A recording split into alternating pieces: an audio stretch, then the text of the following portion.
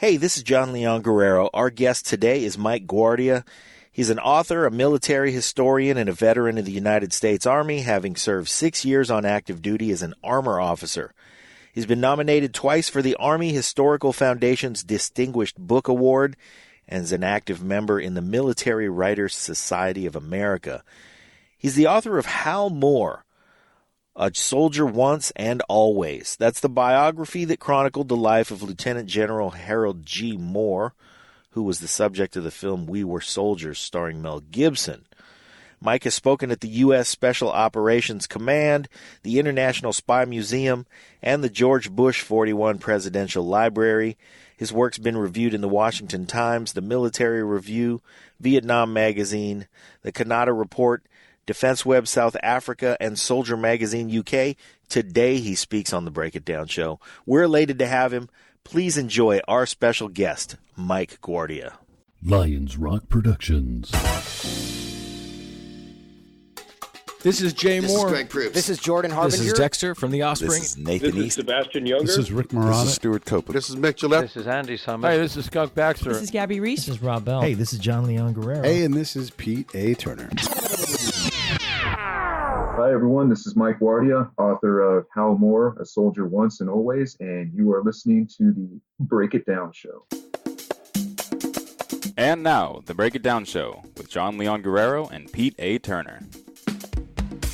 Yeah, this is great. We've got Mike on the line with us, and then Josh Mantz has come back, at this time as a co-host. So it's interesting to have Mike, Josh, and myself, all Army guys, talking, each of us creating in our own specific way, post-transition. So thanks, fellas, for coming on. And Mike, I guess the reason why we invited you was when we had Josh on the show, we talked about Hal Moore's leadership, and that inevitably leads over to you because you're sort of the holder of the Hal Moore leadership principle thing. Was that something by design? I know you saw a movie and were inspired by the We Were Soldiers Once and Young, but has this been by design to kind of grab this story and hold on to it? Absolutely, brother. It was about 7 years or so after the film's initial release that I read the book We Were Soldiers Once and Young, and also read the follow-up book We Are Soldiers Still. And I was determined to learn as much about Hal Moore as I could. And I figured at that point in time, somebody had to have jumped on a biography of Hal Moore. I mean, just given how popular he was throughout the Army and really throughout American pop culture. And I was surprised to learn that no one had yet written anything about him. So I thought to myself, young, idealistic second lieutenant that I was at the time, that I really wanted to get a book out there, and figured that a story of Hal Moore needed to be told beyond what he did in the La-Drang Valley, and more to the point, if I had enough information available to try and get a book out there on his leadership principles. So that, in one way or another, by design, was really what I set out to do from the beginning. Right on. This is Josh. My first exposure to Hal Moore was actually live at West Point when I was a cadet. And, it's one of those talks. He's such a riveting speaker that you just always remember those words, right? And it was actually during the release of We Were Soldiers, the movie. They secretly previewed it at West Point for the Corps Cadets, which is pretty awesome. But I'm kind of wondering, is there any particular leadership lessons that stuck with you, or maybe some new ones that you uncovered as you spent so much time with him? Absolutely. There were so many good pieces of wisdom that he put down on paper, and so many great things that he told me. I can probably narrow it down to a top 5 list of the things that really stuck with me the most. And the first one is probably one I think everyone's the most familiar with. It's the principle of 3 strikes and you're not out. There seems to be a negative connotation these days with the concept of failure. And what I think a lot of people don't realize, both in and out of the military, is that failure isn't something you should be afraid of. It should be something that you use as an opportunity to grow. I heard in another context something that stuck with me ever since, and I think it goes hand in hand with the principle of 3 strikes and you're not out. Fail early, fail often, and fail forward. Fail early because that's how you learn from your mistakes. fail often so you know how to refine your technique, refine your craft, and fail forward by learning from your mistakes and taking them with you. 3 strikes and you're never out, because there's always one more thing that you can do to influence any situation in your favor. There's always something, and it's probably something that you haven't thought of yet, that can really pay dividends at some point down the line. And the second thing that he said that really stuck with me: in order to be a leader, you have to be a lifelong learner. There tends to be, I think, a trend once you've been in a particular line of work for too long. And I really think this is human nature when you think about it. But, there tends to be a degree of complacency where you say, okay, well, I've been doing this for a while. This ain't my first rodeo. I think I know generally enough to keep doing what I'm doing and keep producing good results. But you always have to be in the mindset, hey, I need to keep on learning, and I need to learn from those above me. I need to learn from those below me, because it's a 360-degree learning environment, and even those who are in my charge can offer ideas that I never even thought of before, and even give me pointers on how to improve. That would be number 2. And then moving on to the third one, and now this covers a pretty broad concept, but Hal Moore was never at a loss for words about how to deal with toxic leaders. And I think the 3 of us being Army men, we've probably served under our fair share of toxic leaders. And one thing that I've told in my lecture series about leadership is that you always tend to serve under more bad leaders than good leaders. But the tragic irony is that you learn more from the bad leaders than from the good leaders, because they show you a perfect example of what not to be. Yeah, that's that is, yes. Copy over. That's an Army joke. Hey, so let me back up for a second. So you're a lieutenant, an armor lieutenant. It sounds like you have a real job. How the heck did you get your commander to buy off on you working on this project? I mean, I know obviously in the military, commanders were always developing younger talent, and trying to get guys like to absolutely write and get published, that kind of thing. But this seems like a bigger project than the standard academic paper project. Right. Well, let's wind the clocks back to 2010. I had just pinned on first lieutenant, and at that point, I knew that I really wanted to dedicate a lot of time to this, and there were a lot of things I think that worked in my favor. When I began serious work on the project, I was stationed at Fort Bliss, and Hal Moore's youngest son at the time was a fellow named Colonel David Moore. That was his youngest son. He was a full bird, still on active duty at the time. And I was able to look him up on the global system, and I reached out to him. I said, "Sir, this is who I am." All the while I was mindful of the fact that, this was a lieutenant who was emailing a full bird. And I just told him that I admired his father greatly, wanted to work on this biography, and if there was any way that we could set up an initial meeting or, just talk about what his recollections were growing up with his father, that, I would be happy to talk, and I'd be happy to meet him anywhere. Well, the stars really aligned, because about 6 hours later, he wrote me back and he said, "Mike, you're at Fort Bliss. I'm at Fort Bliss right now on TDY. Huh. Why don't you meet up for dinner tonight?" Wow. Stars aligned there, right?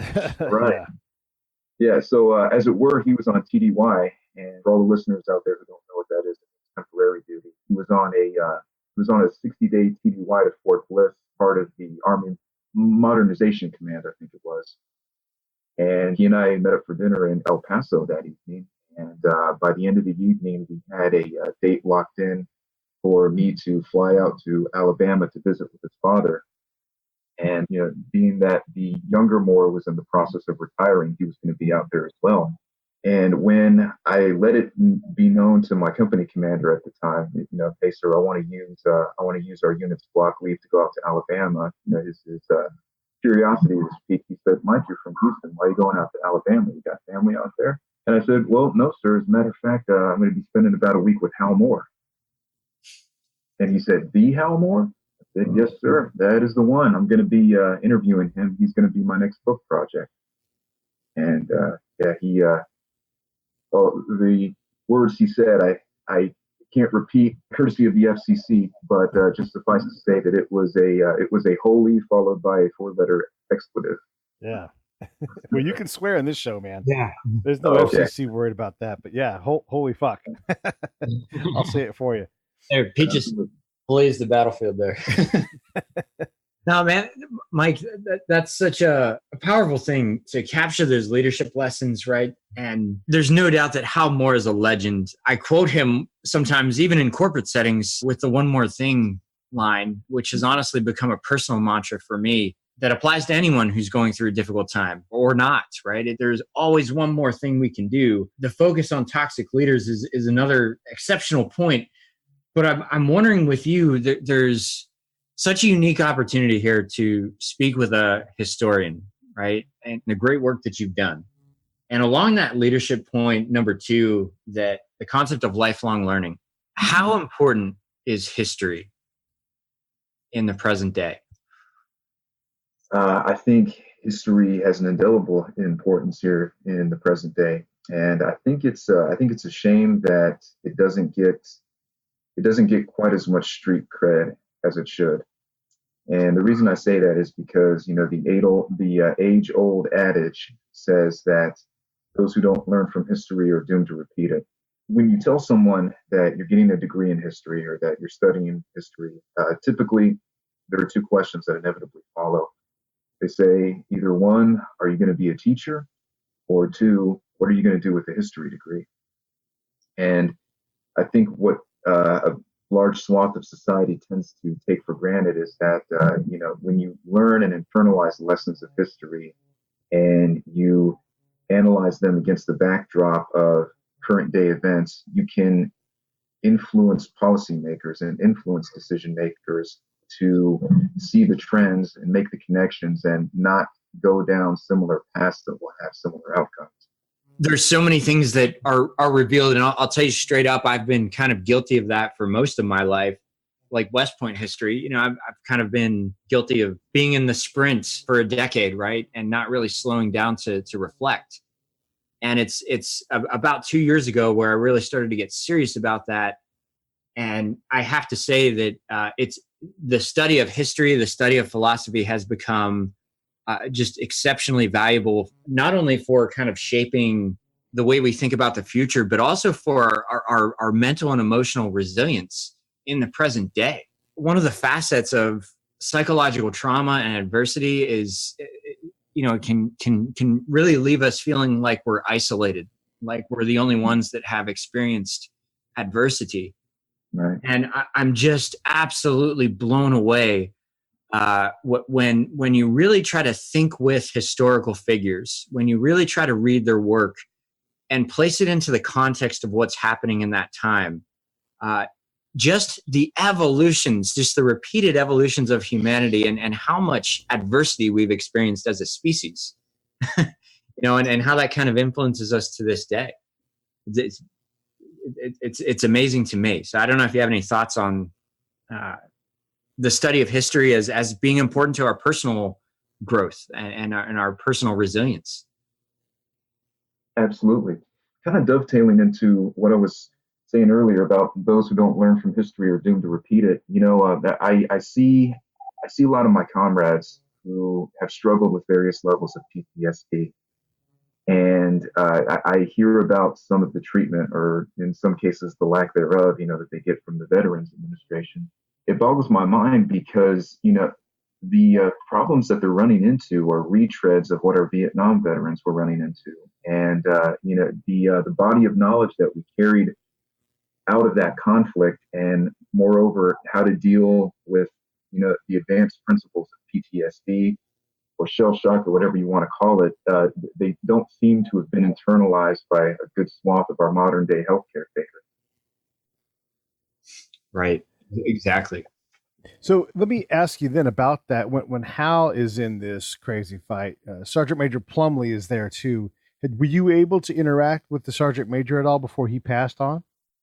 I was not, unfortunately. Anyone close to the Sergeant Major can tell you that anytime anyone tried to get into the details of his service and try and elicit some biographical information from him, his reaction was always the same. His stock phrase was, "I don't do interviews." Right. And the one notable exception that he made was for Hal Moore's grandson, Chris. And he answered a few token questions about his service in the European theater in World War II. And in his 80 plus years of living, or actually 92 years of living, that was the only exception he made. So then let me ask this question in a different way. Because any good officer, any great commander knows to lean on his NCO. And clearly Sergeant Major Plumley had a lot to offer at the time, Colonel Moore. What did Hal have to say about the Sergeant Major's impact on his ability to lead, and what did he learn from him?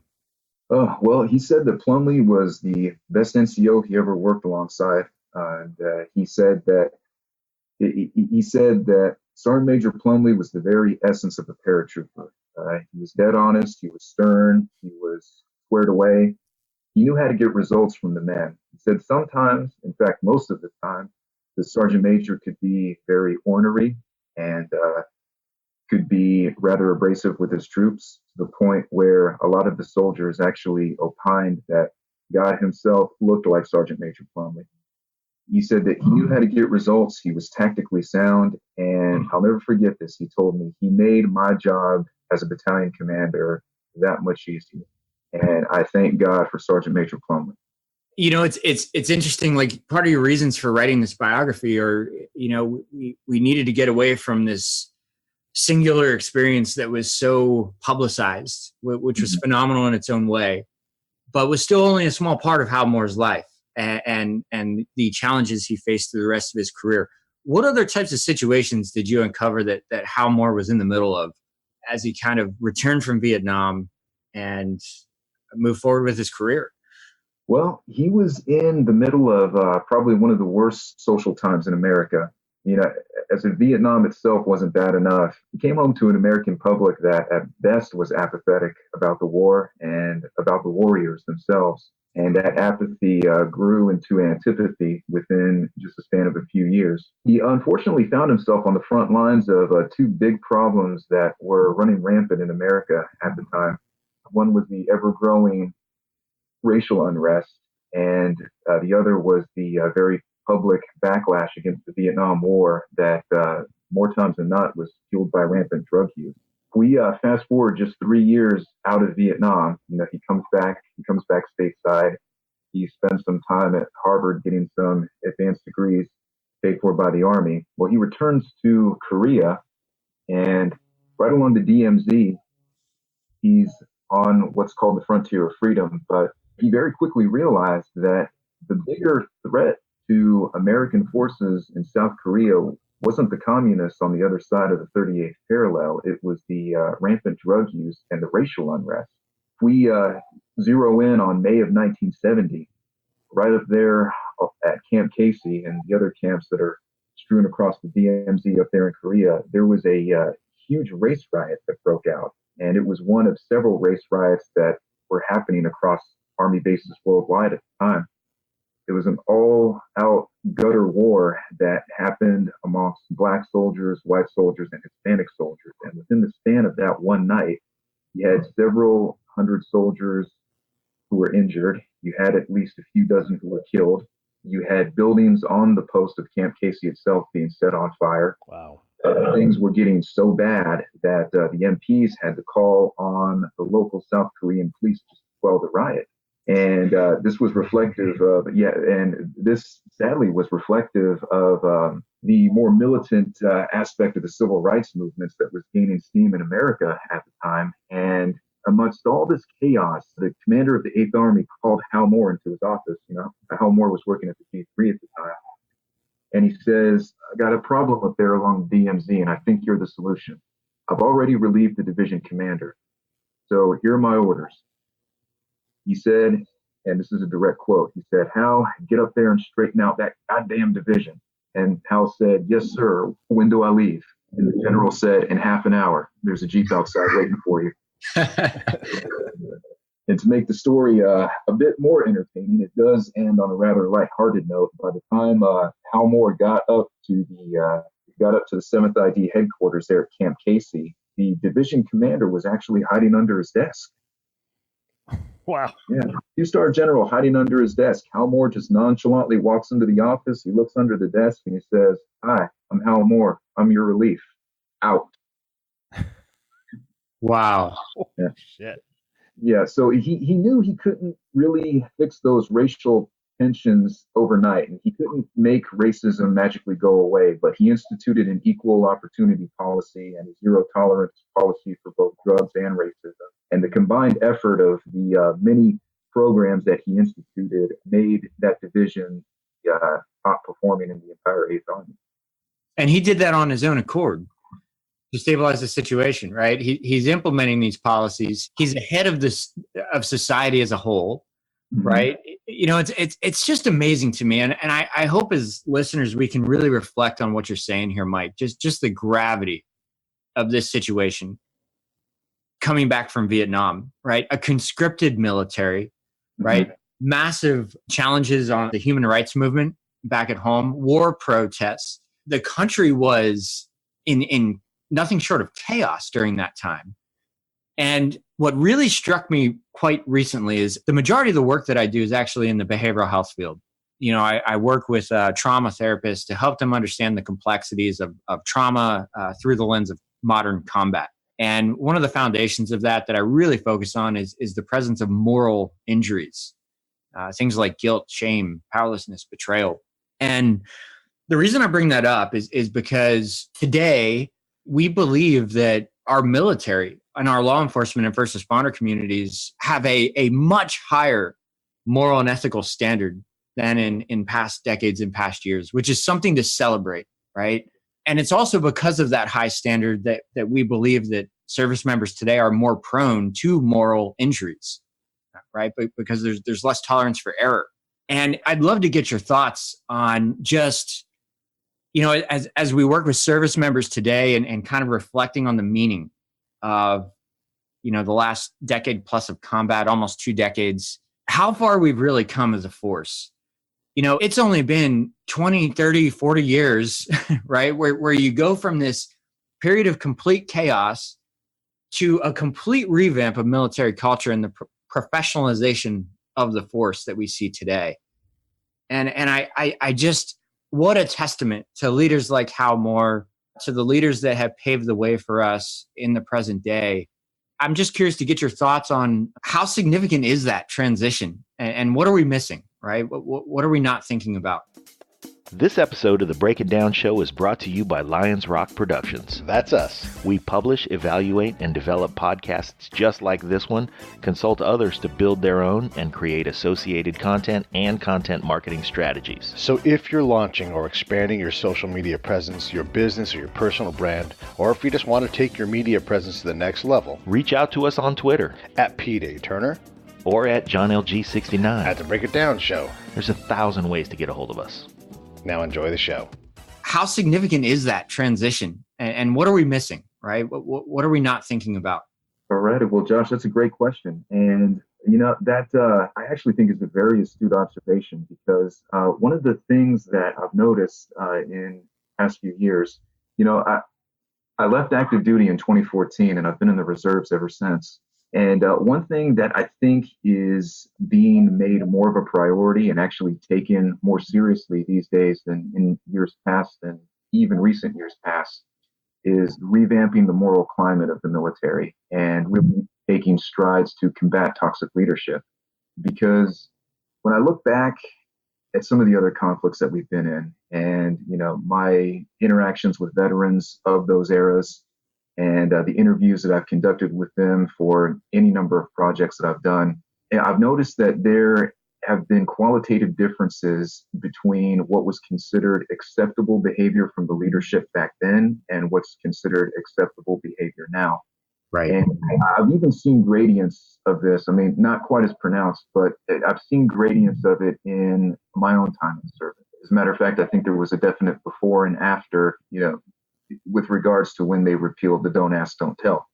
But aside from that, I've noticed that more and more units, both on the active and the reserve side, are becoming a lot more intense in how they handle toxic leadership, because there seemed to be a mentality up until recently that toxic leaders were okay as long as they got the job done. And if you got your feelings hurt, or if there was something that was said or done to you that, it may have been questionable, well, you're overreacting to it and you need to suck it up and drive on, because that's what it does. But I think nowadays, and I think there are a lot of things that have contributed to this change, but I think nowadays they're being a little bit more cognizant of how to create and maintain unit cohesion by metaphysical forces other than duress and I outrank you in because I said so. Right on. Yeah. So one of the things that I guess is hard to understand if you're not in the military is that basically everybody gets a time to lead. If you're a lieutenant, you get a platoon for a while. If you're a captain, you get a company, and so on. And same thing on the NCO side. So one of the things we all get to see, as you said in the early part of the show, is what bad leaders look like, and just by simply not doing that, you're already a pretty good leader. But also how to lead by following. Hey, the boss says this. I've been the boss. I know what it's like to not get what I need. Let me make sure they get what they get and get what they need.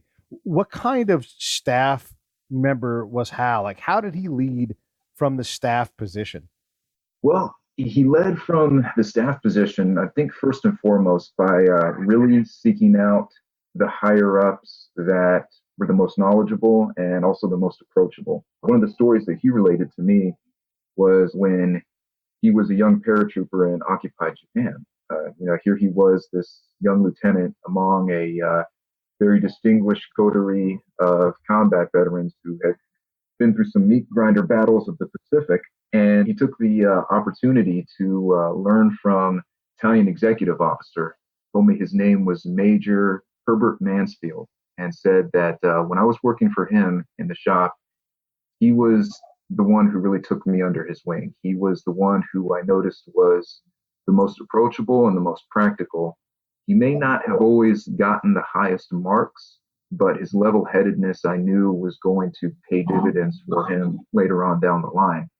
And if you look in other organizations within the military, you tend to see variations of that dynamic. I can say from personal experiences, when I was a tank platoon leader, there was one of our sister platoons who had a platoon sergeant who was very knowledgeable. He'd been in for a while, had done tours in Kosovo, had done 2 tours in Iraq. E7 had the biggest rack of fruit salad of anybody in the company, but he was, to put it lightly, he just wasn't the nicest person. And he wasn't the type of guy who would truly lead by example, I thought. And the junior enlisted, some of the junior NCOs picked up on that vibe as well. So you saw all of the junior soldiers gravitate towards another NCO who was an E6 tank commander who was every bit as knowledgeable, but certainly more approachable. And you see that dynamic happening a lot. The rank and file in any organization will tend to gravitate towards a junior or a mid-level leader who they think they can put their trust in. It's all about trust, isn't it? Yeah. I'm completely with you, Mike. The on the behavioral health side, especially, I tie this back into there. I mean, toxic leadership is the number one thing that I see impacting the emotional and psychological state of service members. It's exceptional how far we've come. It's very sad when we see situations like this develop within the military. And, we're just like any other organization. I think there's a much higher density of exceptional leaders. We've all got those folks who are not. And, one thing that I'm sure you've experienced, I'd love to get your thoughts, around the time you were leading a armor platoon and after commission. But it's like if a lieutenant doesn't come into that situation with great humility, right, and great self, they will get crushed, right? And as they should. What was your time like as a lieutenant? Well, I gotta tell you, it was a great learning experience for me. I was very blessed that I had an incredible platoon sergeant. I will never forget him. He and I are still very close friends to this day. A very fine NCO by the name of Sergeant First Class and later Master Sergeant, Sergeant First Class James Patrick. And if there was ever a man who was meant to be a tanker, a mentor, and just an all-around good all-American Southern boy, it was James Patrick. And he was the right combination of toughness, humility, and kindness. And he took every opportunity he could to help keep me straight, and really did a great job of looking out for me. I think every platoon leader should be as lucky to have a platoon sergeant that I did. Of course, I knew other platoon leaders who were not so fortunate and had platoon sergeants who, frankly, I didn't think were very good NCOs. And they seemed to be more interested in creating a power struggle with their lieutenants than anything else. But it was an incredible experience for me. A lot of the junior soldiers that I had at the time were fresh out of basic training. Matter of fact, I think every driver and every loader in my platoon had been in the same basic training cycle together. Wow. So they all knew each other. And I just did what I could to let them know that I wanted to create a tactical family environment. And I took it really as a charge for me to try and make my platoon a community in and of itself. What I would do when we were in garrison is I would create these little potlucks, and I would create these platoon parties that we would have inside the bay. And, we had soldiers' wives participate in those, and they were strictly platoon level events. I did a platoon Secret Santa, for our first Christmas party. And even on multiple occasions, I said, okay, if any of you studs can beat me on the PT test, it'll be a $50 gift card to Target or any retail establishment of your choice. How much money did you have to fork out?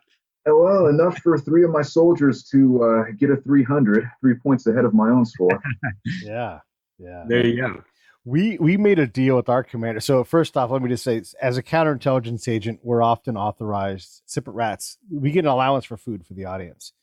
But that usually happens only when you're married for the rest of the Army.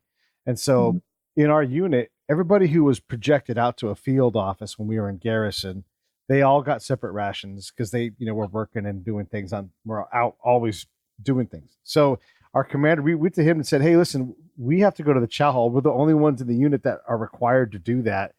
And he's like, yeah, not my problem. I'm like, well, but it sucks. Like, we have to eat at the chow hall every day, and it sucks. And he's like, I could do it. And we're like, all right, how about this? You eat at the chow hall every day, every meal for a week. And if you can't make it, like the 10 of us, we all get separate rations. And he made it literally half a day. and he held up his end of the bargain. So it's right. Those are good leadership tools. I mean, getting someone to buy in on something, do an extra PT, you're trying to get young guys capable of running a tank. Sure, you don't know anything, you're an LT, but you do know how to lead people. You don't come with nothing in the tank. You've got some skills. So it's great to see that you were creative and go right to the pocketbook and get these privates up to speed. I wanted to ask you about Joe Galloway. Have you had much interaction with him? He's actually going to be on the show probably next month. I have. Joe Galloway was an incredible asset. He lent so many pictures to all 3 books that I did pertaining to Hal Moore. I had the chance to speak with him at length at Hal Moore's funeral, which was a beautiful ceremony, completely befitting the hero. And Joe and I will trade the occasional barbs on Facebook here and there. And he is just an incredible guy. He brings such a deep introspection to what the troops at La-Drang face there, and is really, I think, to Joe's everlasting credit, he uses the chance to share his feelings almost as a form of therapy. And I'm glad that he's able to share his thoughts, with the broader public. If there wasn't a Joe Galloway, would there be a Hal Moore? Oh, yeah, I'm sure of it. I just think that Joe Galloway did such an incredible job of amplifying everything that Hal Moore had to contribute, and not only to that battle, but to the greater body of literature to ensure that story doesn't die out. Yeah. I mean, it helps to have Joe there to break him out of the military community into a bigger thing. But yeah, that's a great answer. I wanted to sort of shift focus here in the last little part of the show, and I wanted to ask Josh a question. Josh, when you're out in the civilian world, I mean, civilian worlds don't have a PLDC, they don't have an officer basic course, they don't have all these areas where we're specifically focused on developing job skills as well as leadership skills.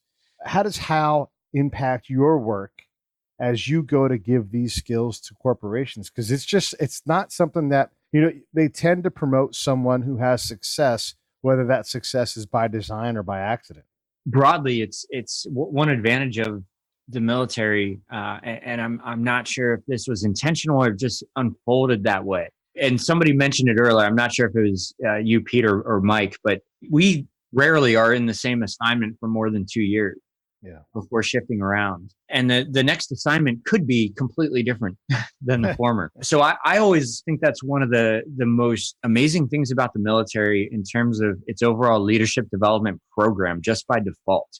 Because when I go into a brand new team, new circumstances, new location, I'm back at this position where I really am coming in with a bit of a blank slate.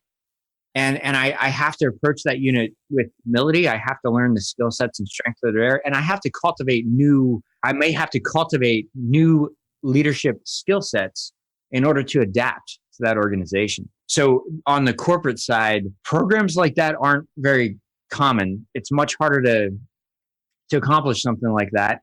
However, there are things that we can do that continue to recommend, push, and have implemented, which is like rotational development programs are really effective inside of companies if a company will put the resources behind it. What happens if we take an engineer, if we're in a manufacturing environment, what happens if we take a design engineer and put him on a production line for a day and vice versa, right? Because, really deepening our perspective of leadership is really all about that word. It's about perspective, right? And kind of putting people in uncomfortable, unfamiliar situations that force them to respond and rise up to a new level. I don't know how you feel about that, Mike. Yeah, I think that it's good for any leader to rotate around a few different positions, really to learn how the organization as a whole works. It was something that I could relate to somewhat, because after a 13-month tour as a tank platoon leader, I was suddenly made a battalion S4. Yeah, there you go. Knowing absolutely nothing about logistics. I mean, I came in with a complete blank slate. I was put in the position really because I was senior ranking first lieutenant, and I was replacing a captain that had gone on to bigger and better things. And I just looked at the 92 Yankees who were in my charge, and just told myself, okay, guys, I'm a sponge and I'm ready to absorb anything you all can tell me. Because, to that point, as far as I knew, every time I needed fuel, every time I needed food, every time I needed ammunition, as far as I was concerned, it just magically appeared. I didn't really give much thought into the logistical process that made all of my assets available. I got to tell you, pound for pound, and I say this with a guarded tongue, pound for pound, being the battalion S4 was the best job in the Army that I ever had. Wow. It gave me a chance to work with a very tight-knit team. I was given clear parameters and clear guidelines, and I was able to use my creativity and my imaginative thinking to great effect, which, of course, in some jobs I've had in the Army, my creativity's been rewarded, and in other aspects, my creativity got me in trouble. So were you deployed when you were a 4, or were you in garrison? Not as a 4, no. Okay. I just want to give the audience some color on this, because it's interesting, because, I've sat in staff rooms all the time watching commanders run their show and seen a variety of styles of leadership. But there's Mike, the tanker, just getting done with this command time, and now he's got to go provision the unit. And if you're deployed and there's something that isn't right, and there's something always not right when you're deployed, you're always short on something that's hard to get, because it's hard to get. And so the unit I was in, we weren't technically authorized a full ration for lunch. We were supposed to be MREs. And the colonel's like, we're going to make this happen. And the 4 before had kind of laid the supply guy before had laid the groundwork to make it so that we could have, a higher level of food than that. Because really our camp, it wasn't right for that. It was more of a logistical error to have us categorized this way. But we kept getting brown lettuce. And so the colonel, after like 4 weeks of being briefed on brown lettuce, he looks over at the 4, and this guy is, 24 years old, and he's trying as hard as he can, and he just goes, fix it, and sure enough, the lieutenant's like, that was the guidance that he needed. Just the, the frustration and the anger. And the boss is like, and the thing is I go into the boss's room afterwards and we're talking about other stuff. And he's like, I already know how to fix this problem. I know what office to call in Atlanta to get to, but the thing is he couldn't get that lieutenant to move. So after trying several different tools to get him to figure out how to solve it, he just used a grunt and just laser beam eyes to get that guy to fix it. And sure enough, he figured it out. Yeah. Well, when the chips are down, I think that's when the learning curve starts to get the steepest. Yeah, for sure. I just have one more question for you. When you look at what Hal has contributed to the corporate sector, what do you think is the big lesson that is the hardest? Because you're a reservist, you know people in the corporate world. What's the hardest thing for them to get about his lessons? Because it's easy to say, go be a great leader, but the hard lessons are the area where you grow the most. Right. Well, that's a very good question, and I'm actually glad you asked it. I think if I could distill it down to one broad concept that I think doesn't get the attention it needs, is that a worker's performance very often reflects the attitude of his leadership. And that tends to be something that a lot of leaders, both in and out of the military, don't seem to realize. Many, many years ago, someone told me that you attract more flies with honey than with vinegar. And, while there is a certain context, a certain place and time for, raising your voice a few octaves and digging into people when they need it, you always do attract more flies with honey than with vinegar, and the performance of your workforce improves exponentially in correlation to how good of an attitude their leader actually has. And the corollary to that is that the people who are underneath you in any organization, they all have different ways of processing information, and they all have different speeds at which they process information. There seems to be an unfortunate default mentality that if an employee doesn't quite interpret the directions correctly the first time, or doesn't produce what you're looking for the first time, that employee is either not motivated or that they're somehow stupid. Well, the thing that I think more leaders need to zero in on is that employees, followers, subordinates, whatever you want to call them, they process information differently, and they process it at different speeds. And the two examples that I can give of that in closing is that I could bring two employees in front of me, and I could tell both of them, draw me a picture of a blue shirt. One guy draws a picture of a sky blue polo shirt, and the other guy draws a picture of a navy blue t-shirt. Well, neither gentleman is wrong. They just performed the task according to how they interpreted the instructions. And 9 times out of 10, I guarantee every leader will find that when the outcome is not what they wanted, it's because the instructions weren't quite clear enough to a point where the other person could understand it and internalize it. And the last example I have about different speeds of processing, sometimes when you're getting a lot of information and a lot of instructions, some of it just gets lost in translation. For instance, you have two guys, one with a high processing speed, the other with a low processing speed. I asked them both the same question: who was the first president of the United States? The guy with the high processing speed answers me immediately, oh yeah, that was George Washington. But the guy with the slow processing speed has to break it down a bit. He says to himself, okay, well, who, means we're talking about a person. Was means it's in the past, probably already dead. First means he was number one, president of the United States. Oh, yeah, that's George Washington. But by the time he answers that question, the other fellow's already moved on to the third topic. A bit oversimplified, but, that just is illustrative of, the different processing speeds people have. Oh, you're right on. Those are great examples, Mike. I mean, it's leadership is it's never like a canned thing. That's the same. It's dynamic, and each individual person responds to each situation slightly differently. And our role is to be able to unlock the best of that, to allow them to flourish and to allow the team to flourish. Pino, I'm kind of curious, Mike. What's next for Mike Guardia?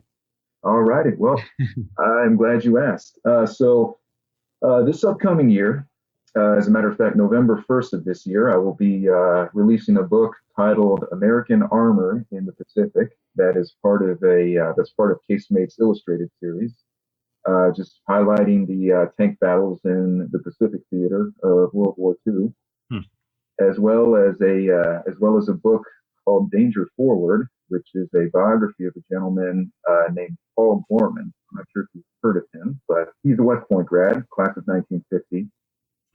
Decorated for heroism in Korea, awarded the Distinguished Service Cross at the Battle of La-Drang, and later became the chief architect of the infamous Pentagon Papers.